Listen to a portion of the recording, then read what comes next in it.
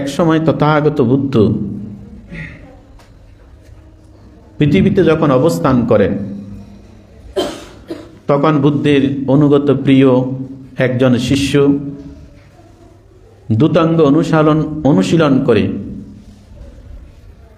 ধ্যানে চিত্তকে নিবিষ্ট করার জন্য অরণ্যে যখন অবস্থান করেন,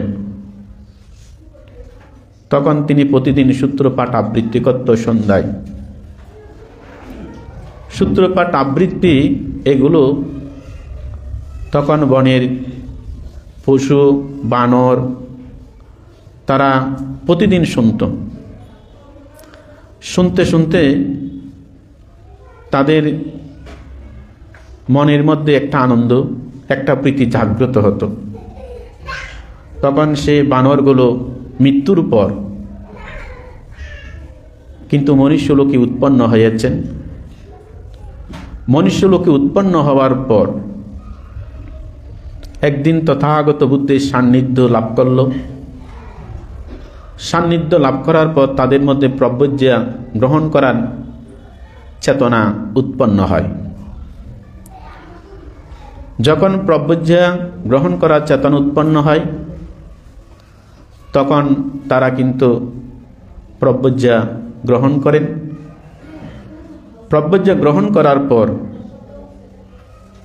তারা ধ্যান অনুশীলন করে চিত্তকে উন্নত মার্গে প্রতিষ্ঠিত করে চারি অপায়ের পথ বন্ধ করে তাদের বিক্ষুব্ধ জীবন আসক্কয়ে জ্ঞান লাভ করলেন। তখন অপরাপর ভিক্ষু সঙ্গ বলা বলি করতে লাগলো। তারা এই অল্প সময়ে বিক্ষুব্ধ জীবন গ্রহণ করে কিভাবে তারা এত উন্নত জীবন, প্রব্রজিত জীবনে এত উন্নত জ্ঞান লাভ করলেন। তখন তথাগত বুদ্ধ অন্যান্য ভিক্ষু সঙ্গকে উপলক্ষ করে বললেন, হে ভিক্ষুগণ, তারা অতীত জীবনে কিন্তু মানব ছিল, কিন্তু যেখানে থাকতো সেখানে একজন শীলবান দ্রুতাঙ্গধারী ভিক্ষু অবস্থান করেন। সেই ভিক্ষু যখন প্রতিদিন সূত্রপাঠ করত, সূত্রপাঠ শুনে শুনে মৃত্যুর সময় সে সূত্রপাঠের ছন্দ, সূত্রপাঠের যে মধুর কণ্ঠ এবং এই প্রীতি নিয়ে মৃত্যুর পর মনুষ্যলোকে তারা জন্মগ্রহণ করেছেন। তাহলে দেখুন, কোথায় বানর, কোথায় মনুষ্য জীবন, আবার ভিক্ষু জীবন লাভ করে অরহত্ব ফলে প্রতিষ্ঠিত হয়েছেন। এটা একমাত্র সূত্রপাঠ শ্রবণের পুণ্যের প্রভাব। আমরা আরো অনেক জাতকে আমরা দেখি, যেমন মহাসাতিপাট্টান সূত্র। যখন এক চোর গরু ডাকাতি করে নিয়ে যাচ্ছে, তখন ডাকাত দল সে গরু হত্যা না করে প্রথমে গায়ের চামড়া যখন ছুরি দিয়ে কেটে কেটে যখন তুলে ফেলছে, সে অবস্থায় কিছু মানুষ দেখতে পেল ওই গরুর চোরের দল গরু চুরি করে চামড়া কাটছে। সেই অবস্থায় ওই চোরের দলগুলো গরুটাকে ফেলে চলে গেলেন। এইদিকে গরুটা মৃত্যুর জন্য চটপট চটপট করছে, কাতরাচ্ছে। তখন একজন ভিক্ষু গরুর প্রতি অনুকম্পা, গরুর প্রতি মৈত্রীভাব পোষণ করে কিন্তু সূত্রপাঠ মহাসাতিপাট্টান সূত্রপাঠ আবৃত্তি করতে লাগলেন। এই মহাসাতিপাট্টান সূত্র আবৃত্তি করার সময় গরুটা শুনে শুনে শুনে শুনে সে গরু দেবলোকে উৎপন্ন হয়। তখন আমাদের মহাকারণিক তথাগত বুদ্ধের অগ্রশ্রাবক ঋদ্ধিশ্রেষ্ঠ মুদ্গলায়ন যখন দেবলোকে ভ্রমণ করেন, তখন এটার সাথে সাক্ষাৎ হয়। সাক্ষাৎ হওয়ার পর জিজ্ঞেস করেন, আপনি এখানে যে দেবলোকে উৎপন্ন হয়েছেন, কি পুণ্য কাজ করে দেবলোকে উৎপন্ন হয়েছেন? তখন সেই দেবলোকের সত্য বললেন, বান্তে, আমি কোনো মনুষ্যলোকে জন্মগ্রহণ করতে পারিনি। আমি ছিলাম তির্যক প্রাণী, গরুকুলে জন্মগ্রহণ করেছি। গরুকুলে জন্মগ্রহণ করার পর আমাকে একদল চোর চুরি করে নিয়ে যাওয়ার মাঝপথে আমার পিঠের চামড়া ছুরি দিয়ে কর্তন করতে লাগলো। সেই অবস্থায় গ্রামবাসী খবর পেল, চোরের দলগুলোকে যখন তাড়িয়ে দিল, একজন বৌদ্ধ ভিক্ষু আমার উদ্দেশ্যে মহাসাতিপাট্টান সূত্র যখন আবৃত্তি করেছেন, তখন এদিকে আমার মৃত্যুর জন্য এত আমি চটপট করছি যন্ত্রণায়। সে অবস্থায় কিন্তু মন দিয়ে সূত্রপাঠ শ্রবণ করে, এই সূত্রপাঠ মহাসাতিপাট্টান সূত্রপাঠ শ্রবণ করে আমি দেবলোকে উৎপন্ন হয়েছি। তাহলে এখন চিন্তা করুন, সূত্রপাঠের পুণ্যের ফল আছে কিনা, পুণ্যের প্রভাব আছে কিনা। এখানে যখন প্রথমে ৯৯ সালে এই বিহারটি যখন প্রতিষ্ঠিত হয়, এটা কিন্তু বৌদ্ধদের একটি পুরানো, শত বৎসরের একটা পুরানো শ্মশান। আজকে আশেপাশে যতগুলো বিল্ডিং, যতগুলো মানুষ আসা যাওয়া আপনারা দেখছেন, ততগুলো কিন্তু এখানে বিল্ডিং ছিল না, ততগুলো কিন্তু মানুষ আসা যাওয়া ছিল না। তখন কিন্তু আমি একা থাকতাম। অনেক মানুষ বলতো, ভান্তে, আপনি শ্মশানে অনেক সময় মানুষ মৃত্যুবরণ করে যখন পুড়ে যায়, তখন আপনি একা একা কিভাবে থাকেন? তখন আমি বলতাম, আমি এখানে যখন ভয় উৎপন্ন হয় তখন আমি সূত্রপাঠ করি। দেখলাম কিছুদিন যেতে না যেতে এখানে একজন মানুষ মৃত্যুবরণ করেছেন। রাত্রে মনে হয় আমার গলা চিপে কেউ, মনে হয় গলা কেউ আমাকে চিপে ধরছে, কথা বলতে পারছি না, নাড়াচাড়া করতে পারছি না। কিন্তু সে অবস্থায় আমি ঘুমের মধ্যে স্মরণ হলো করণীয় মৈত্রী সূত্র, কিন্তু আমি মুখে বলতে না পারলেও কিন্তু অন্তরের মধ্যে স্মরণ হয়েছে করণীয় মৈত্রী সূত্র। কারণীয় মেত্তা কুশলে নায়ন্তাং সন্তাং পদাং আবিশ্রমিচ্ছা চাক্ষু জুসু জুসু সুবাসু সচ্চমিদু অনাতিমানি। আমার মনে হয় 4টি লাইন মনে মনে বলার পর তখন আমার গলার শব্দ কিন্তু আমি বলতে পারছি। যে চাপটি অনুভব হতো সে চাপটি কিন্তু আমার অনুভব হয় না। এটা কিন্তু একটা অদৃশ্য অলৌকিক সূত্রপাঠের পুণ্যের শক্তি। অর্থাৎ মানুষ যদি কোনো যখন বিপদে পড়ে, মানুষ যখন অনেক সময় অমনুষ্যগণের উপদ্রব যখন হয়,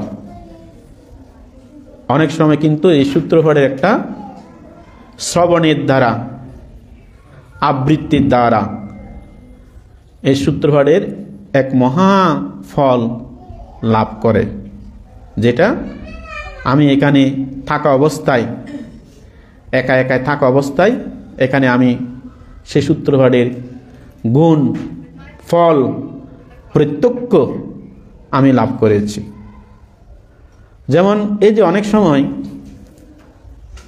এই যে ভিক্ষু সঙ্গ যখন অরণ্যে থাকে, জঙ্গলে থাকে, তখন সে জঙ্গলের মধ্যে ভিক্ষু সঙ্গ, এখানে কি কোনো শক্ত বা কোনো মজবুত কোনো ঘর বাড়ি বা কোনো কুটির থাকে? তখন সে ভিক্ষু সঙ্গ একমাত্র আশ্রয় বুদ্ধের সূত্রপাঠ। যেমন সর্প বিষধর প্রাণী, আক্রমণ না করার জন্য কিন্তু সেখানেও সূত্রপাঠ আছে। অগ্নি থেকে মুক্ত হবার জন্য সেখানেও কিন্তু সূত্রপাঠ আছে। যক্ষ, ভূত, প্রেত, অমনুষ্যগণ এই উপদ্রব থেকে মুক্ত হওয়ার জন্য সেখানেও কিন্তু সূত্রপাঠ আছে। অর্থাৎ একটা মানুষের রোগ যখন উৎপন্ন হয়, কোন রোগের কোন ওষুধ খেতে হয় সেই অনুসারে কিন্তু সেই রোগের ওষুধ যখন পান করে তখন সেই রোগের অনেক সময় রোগ চলে যায়। ঠিক একইভাবে মহাকারণিক তথাগত বুদ্ধ অনেক সময় এই সূত্রপাঠ এক একটা সময় কোনো কারণে বা কোনো উদ্দেশ্য কোনো উপলক্ষ করে অনেক সময় এই সূত্রপাঠগুলো আবৃত্তি করেছেন। যেমন দেবগণ যখন উপস্থিত হয়ে বুদ্ধকে জিজ্ঞাসা করলেন কিসের মঙ্গল হয়, তখন বুদ্ধ মঙ্গলসূত্র দেশনা করেছেন। বৈশালীতে যখন মহামারী দুর্ভিক্ষ উৎপন্ন হয়েছে, বৃষ্টি হচ্ছে না, মানুষ মৃত্যুবরণ করছে, দুর্গন্ধ ছড়াচ্ছে, মৃত মানুষের কারণে অমনুষ্যগণের উপদ্রব বেড়ে গেছে, তখন কিন্তু এই রতন সূত্র আবৃত্তি করেছেন। যখন মানুষ ভিক্ষুগণ যখন অরণ্যের মধ্যে অবস্থান করেন তখন সে অবস্থায় ভিক্ষুগণ অমনুষ্যগণের উপদ্রব, বৃক্ষ দেবতাদের উপদ্রব, ভূমি দেবতাদের উপদ্রবে ভিক্ষু সঙ্গ সেখানে থাকতে পারছে না। তখন বুদ্ধ নির্দেশ দিলেন করণীয় মৈত্রী সূত্র, তোমরা মৈত্রী দান করো। করণীয় মৈত্রী সূত্র দিয়ে তোমরা সেই অমনুষ্যগণকে তোমরা জয় করো। এই করণীয় মৈত্রী সূত্র আবৃত্তির মাধ্যমে সেখানে কি করেছেন, সে করণীয় মৈত্রী সূত্রের মাধ্যমে অর্থাৎ অমনুষ্যগণকে জয় করেছেন। এই যে শিবলী পরিত্রাণ, আপনারা জানেন শিবলী যখন জন্মগ্রহণ করেছিলেন কিন্তু এই যে 7 বছর 7 মাস 7 দিন পর্যন্ত গর্ভযন্ত্রণা মা ভোগ করেছেন। কিন্তু এই শিবলী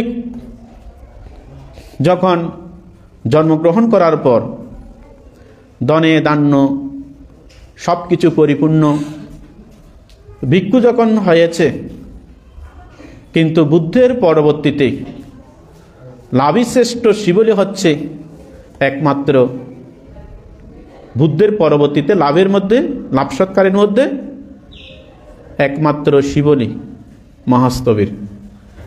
কিন্তু শিবলী মহাস্তবীর কেন হয়েছেন? আমরা অনেক সময় শিবলী পূজা করে আয় উন্নতির জন্য, কিন্তু শিবলী মহাস্তবীর জন্মজন্মান্তরে এত দান করেছেন, জন্মজন্মান্তরে এত দান ও পারামি পরিপূর্ণ করেছেন, কিন্তু শিবলী যেখানে যেতেন সেখানে কোনো অভাব হতো না। একসময় হিমালয় পর্বতে 30 জন ভিক্ষু একসাথে গমন করছেন। তখন তথাগত বুদ্ধকে বললেন, মহাকারণী তথাগত বুদ্ধ, সেই হিমালয় পর্বতের মধ্যে তো কোনো রকম দায়ক নাই, খাদ্য ভোজ্য নাই, সেখানে কিভাবে ভিক্ষু সঙ্গে সেখানে এই যে জল থেকে শুরু করে আহার থেকে শুরু করে এগুলো কিভাবে লাভ করবে? তখন তথাগত বুদ্ধ বললেন, তোমাদের সাথে শিবলী মহাস্তবীরকে সাথে নিয়ে যাও।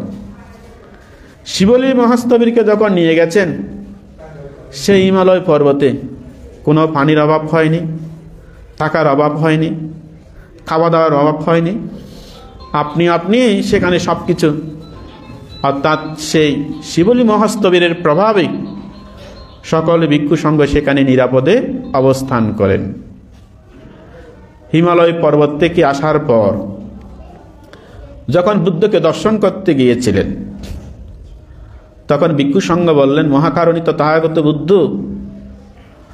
আমরা তো যাবার সময় চতুর্পত্যের জন্য আমরা ভয় করেছিলাম, কিন্তু আপনি শিবলী মহাস্তবীরকে যখন যাওয়ার জন্য যখন নির্দেশ দিয়েছেন, শিবলী মহাস্তবীর যখন আমাদের সাথে গিয়েছেন, সেখানে কোনো কিছুর অভাব হয়নি।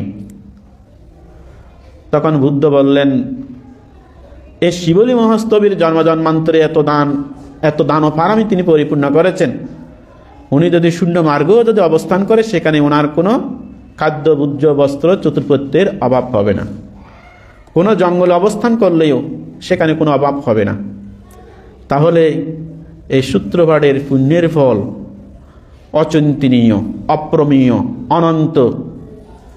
কিন্তু আমরা অনেক সময় এই সূত্রপাঠ শ্রবণ করার কিছু পদ্ধতি, কিছু নিয়ম, কিছু আমাদেরকে শৃঙ্খলা মানতে হয়। যেমন ভিক্ষু সঙ্গ যখন আসবে তখন ভিক্ষু সঙ্গের প্রতি শ্রদ্ধা গারবতা বজায় রাখতে হবে। যখন পরিত্রাণ প্রার্থনা করবেন এটা জেনে জেনে সজ্ঞানে পরিত্রাণ প্রার্থনা করতে হবে। যখন সূত্রপাঠ শ্রবণ করবেন চিত্তের একাগ্রতা দিয়ে সূত্রপাঠগুলো শ্রবণ করে এবং মন ভরে বড় করে অর্থাৎ সাধুবাদ দিয়ে অনুমোদন করতে হবে। সূত্রপাঠ করার সময় প্রকৃষ্ট শ্রদ্ধা, সূত্রপাঠ করার সময় প্রকৃষ্ট রূপে কায় সংযম, বাক্য সংযম, মন সংযম, একাগ্রতা দিয়ে যদি সূত্রপাঠ শ্রবণ করেন তাহলে সেই সূত্রপাঠের পুণ্যের ফল অদৃশ্য এক অলৌকিক শক্তি লাভ করতে পারে।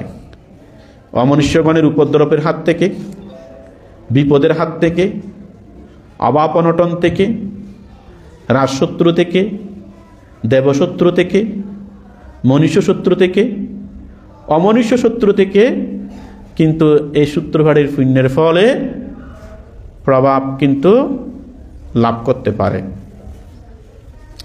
আমরা অনেক সময় বলি বান্তে সূত্রপাঠ শ্রবণ করে আমরা এইভাবে পুণ্যের ফল লাভ করেছি।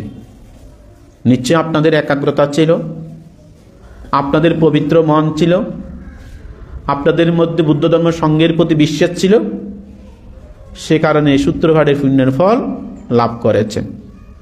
আবার অনেক সময় আমরা দেখি সূত্রপাঠ শ্রবণ করার সময় যারা আয়োজক, যারা অংশগ্রহণকারী, তারা কিন্তু নাম সর্বস্ব কিন্তু উপস্থিত হয়েছেন।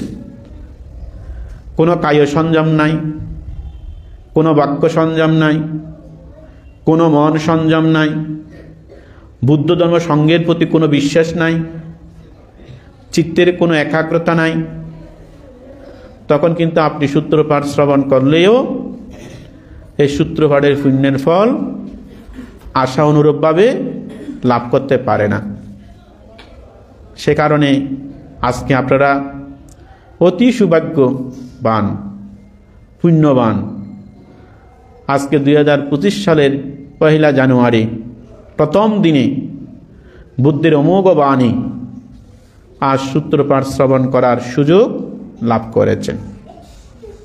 যেমন অনেক মানুষ আছে এতগুলো সূত্রপাঠ বছরে একবারও শুনতে পারে না, কিন্তু আজকে বিহারের পক্ষ থেকে যখন আয়োজন করা হয়েছে আপনারা সবাই কিন্তু সম্মিলিতভাবে উপস্থিত হয়ে এই সূত্রপাঠ শ্রবণ করে আপনাদের নিজের জন্য, আপনাদের জ্ঞাতি স্বজন পুত্র সন্তান জন্য, বা আপনাদের রোগ ব্যাধি যাদের আত্মীয় স্বজন আছে তাদের জন্য, বা বিদেশে যাদের মধ্যে সন্তান আছে বা স্বামী আছে তাদের জন্য, বা আপনাদের পরিবারে কোনো রোগাগ্রস্ত ব্যক্তি আছে তাদের জন্য, অথবা আপনাদের কোনো রকম আপদ বিপদ অন্তরায় থাকলে আপনাদের জন্য এই সূত্রপাঠ বহুবিধ কিন্তু ফল লাভ করতে পারে।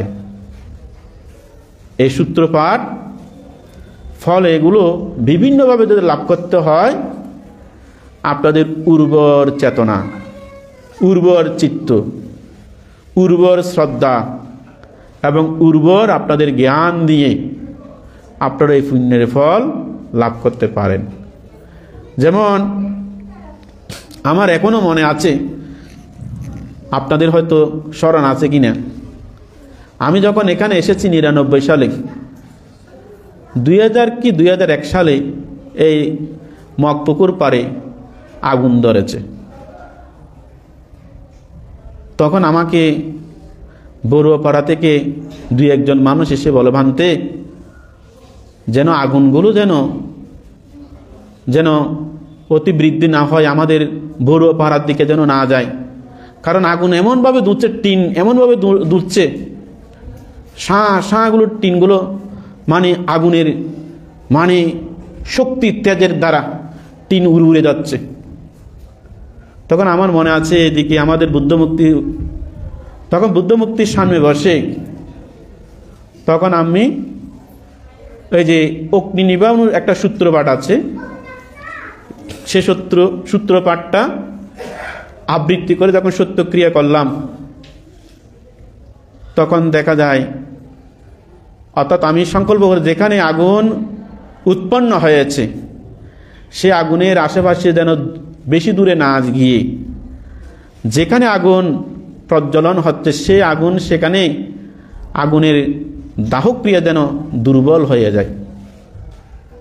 দেখা যায় সে অল্প অংশ সে আগুন যে ঘরবাড়ির দোকানগুলো পুড়ে বেশি দূরে আগিয়ে যেতে যায়নি, কিন্তু আগুন আবার নিষ্ক্রিয় হয়ে অর্থাৎ অনেক ক্ষয়ক্ষতি থেকে রক্ষা হয়েছে।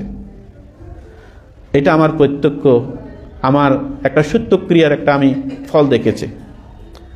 আরেকটা ফল দেখেছি, যখন আমি এই যে কাটাচুরিতে যখন ছিলাম, সে পাহাড়ে কিন্তু সর্পের উপদ্রব বেশি,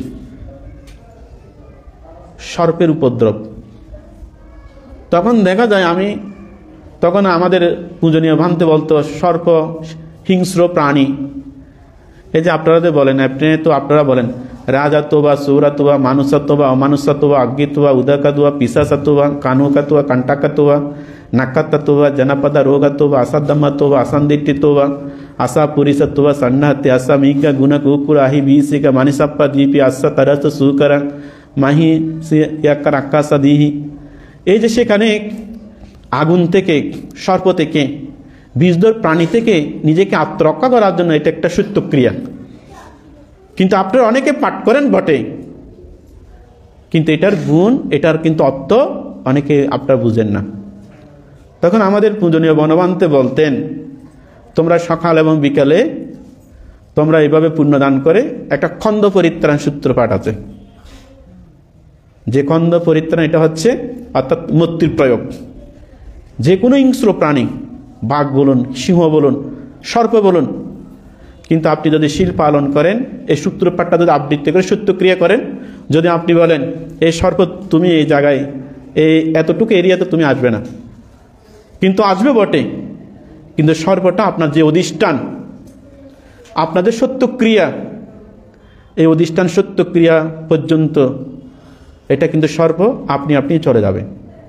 আমি সেখানে অনেকবার সর্পের মুখোমুখি হয়েছি, কিন্তু খন্দ পরিত্রাণ সূত্রপাঠ যখন করতাম, এই যে আমি ধ্যান থেকে উঠলে হাঁটলে সংক্রমণ করলে খন্দ পরিত্রাণ সূত্রপাঠ করতাম, কারণ ওই সর্পের জ্বালাটা বেশি ছিল। তখন দেখা যায় আমার কুটিরের মধ্যেও দরজা দিয়ে ঢুকেছে, এইদিকে এভাবে মানে লম্বা লম্বা সর্প ঘুরে কিন্তু মাথার উপরে পর্যন্ত, অর্থাৎ তীরে উঠে কিন্তু এইদিকে ওদিকে ইয়া করে কিন্তু আবার আস্তে আস্তে চলে গেছে। তখন আমি বলতাম, এই খন্দ পরিত্রাণ সূত্রপাঠের পুণ্যের প্রভাব, পুণ্য শক্তি তোমাকে দান করছি, সর্পকে দান করছি, তোমরা এই পুণ্য লাভ করে চলে যাও, তোমরা এই সর্প জীবন থেকে তোমরা মুক্ত হও, আমাকে কোনো রকম যেন ক্ষতি না করো। এইভাবে কিন্তু ভয় করতাম না, ওই সূত্রপাঠের প্রতি একটা বিশ্বাস ছিল, শ্রদ্ধা ছিল। এখন তো আপনারা অনেক সময় অনুষ্ঠানে আসেন, আপনাদের দেহ কি কোন দিকে, চোখ কোন দিকে, কান কোন দিকে, মন কোন দিকে, সে কারণে তো আপনারা পুণ্যের ফল লাভ করতে পারেন না। আপনাদের পুণ্যের ফল যাহা করবেন তাহা কিন্তু কথা বলে। এই যে আজকেও এখানে দুপুরে আমাদের কয়জন ভান্তে এসেছেন, একজন দায়ক এসেছেন, বলতে ভান্তে আপনি এসে দিনও অভিধর্ম পাঠ করেছেন, কিন্তু আমরা একটা অনুষ্ঠান করতে গিয়ে এই যে কত কষ্ট, কত মিটিং, এই যে কত কষ্ট, কত রকমভাবে আমাদের মানুষকে ইয়া করতে হয়, কিন্তু আপনি বড় বানতে দায়িত্বটা আমাকে হাসি হেসে বলো, আপনি অনেক বড় বানতে, আপনি এই যে অতি সহজে সব কিছু করতে পারেন। এটা হচ্ছে কি, যে কোনো পুণ্য অনুষ্ঠান আয়োজন করার সময় আমার শ্রদ্ধা, আমি বিজ্ঞ হলেও পুণ্য কাজের প্রতি আমার শ্রদ্ধা, বুদ্ধের বাণীর প্রতি অকুণ্ঠ বিশ্বাস, এবং যারা দাতা তাদের প্রতি অপ্রমেয় পুণ্যদান। এই পুণ্যদানের সত্যক্রিয়ার প্রভাবে আসলে সব কিছু লাভ করা সব কিছু কিন্তু সুন্দরভাবে অর্থাৎ সব কিছু সমাধান করা সম্ভব। সেহেতু পুণ্যার্থী উপাসক উপাসিকাগণ, আপনারা কিন্তু প্রত্যেকে পুণ্য অনুষ্ঠানের আয়োজন করেন, পুণ্য কার্য সম্পাদন করেন, আপনারা কিন্তু পুণ্য অনুষ্ঠানে অংশগ্রহণ করেন। কিন্তু প্রতিটি পুণ্য কাজ করার সময় আপনাদের মন, আপনাদের দেহ এক থাকতে হবে। আপনাদের দেহ যেখানে, মন সেখানে। যেখানে পুণ্য অনুষ্ঠান সেখানে কিন্তু দেহ মন এক রাখতে হবে। যদি দেহ এবং মন এক যদি রাখতে পারেন, এটা কিন্তু কি বলেন, এটা চুম্বকের মতো কাজ করে, ঋদ্ধি শক্তির মতো কাজ করে। এটা কিন্তু অনেক সময় আমরা এটা বুঝতে পারি না। কেন? আমি যে শুরুতে যে একটি গাথা বলেছিলাম, বিক্ষিপ্ত চিত্ত নেকাগ্য সাম্মা দাম্মা নাপাস্যতি আপাস্যমান সদ্দাম্মা দুঃখ না পারিমুচ্যতি। আমাদের চিত্ত যদি বিক্ষিপ্ত হয় তাহলে এই সূত্রপাঠের আপনাদের মন বসবে, এই পুণ্য অনুষ্ঠানে আপনাদের মন বসবে, এই পুণ্য অনুষ্ঠানের গুরুত্ব অনুধাবন করতে পারবেন এবং এখানে এই পুণ্য কাজ করে মনের মধ্যে আনন্দ লাভ করতে পারবেন? পারবেন না।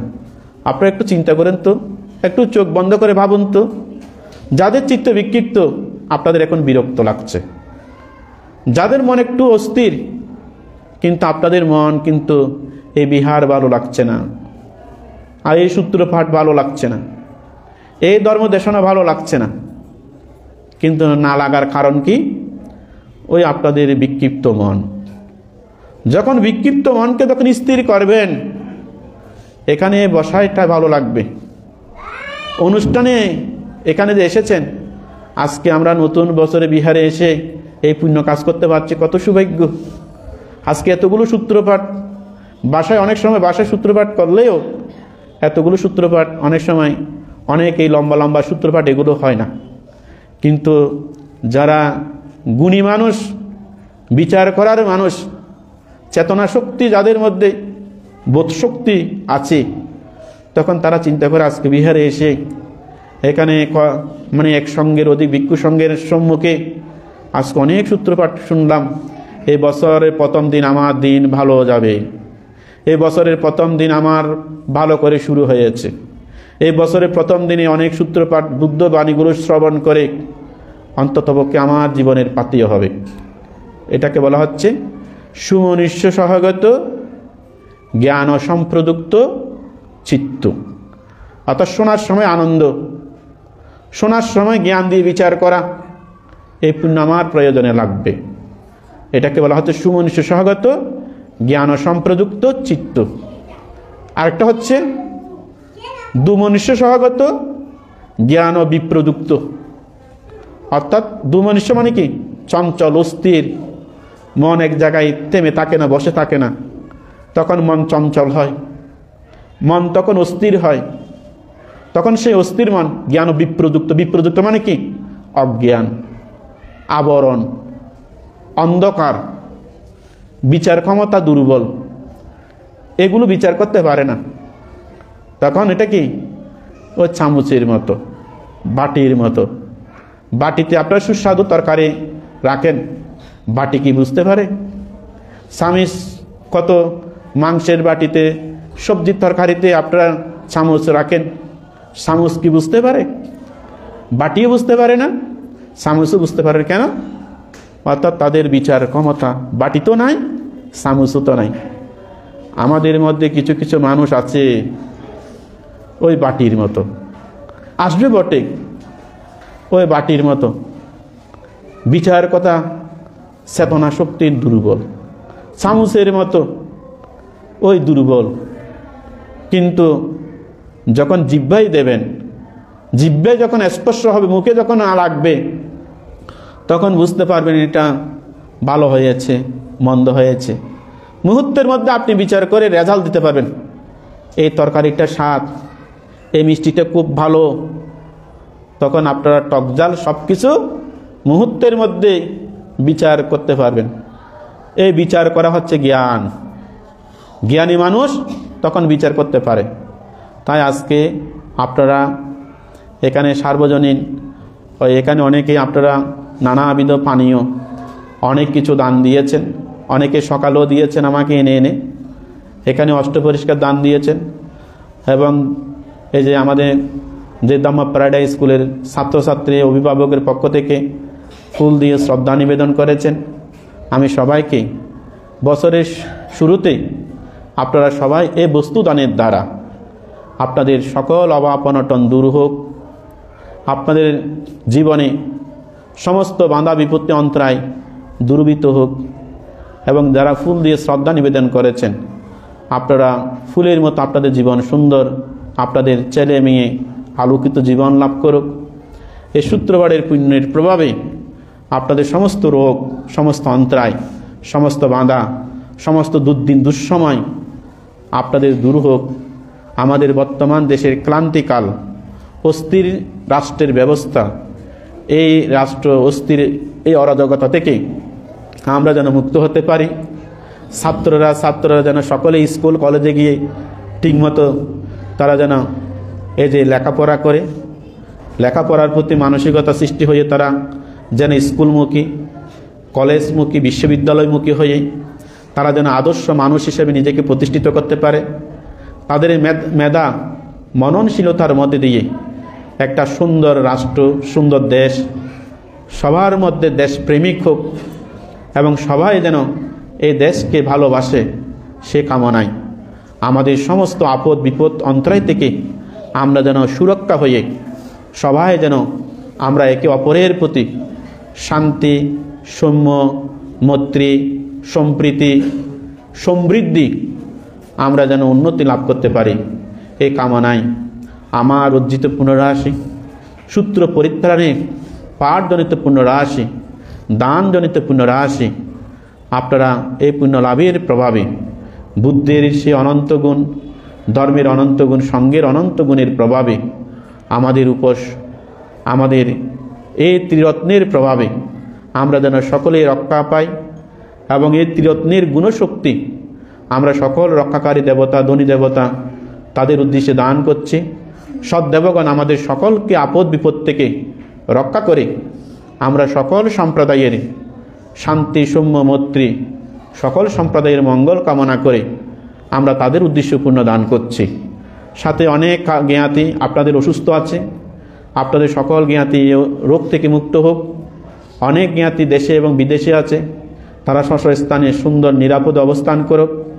অনেকেই অভাব অনটনের মধ্যে অবস্থান করে, তারা যেন সেই অভাব অনটন থেকে মুক্ত হোক, এ কামনায় অবারিত চিত্তে পবিত্র মনে হাত জোর করে বুদ্ধরত্ন, ধর্মরত্ন, সংঘরত্নের প্রতি শ্রদ্ধা রেখে আপনার সমস্বরে 3 বার বড় করে সাধুবাদ দিয়ে আপনার পুণ্যদান, সকল প্রাণীর প্রতি পুণ্যদান এবং আমাদের আশীর্বাদটুকু সাধুবাদ দিয়ে আপনারা গ্রহণ করুন।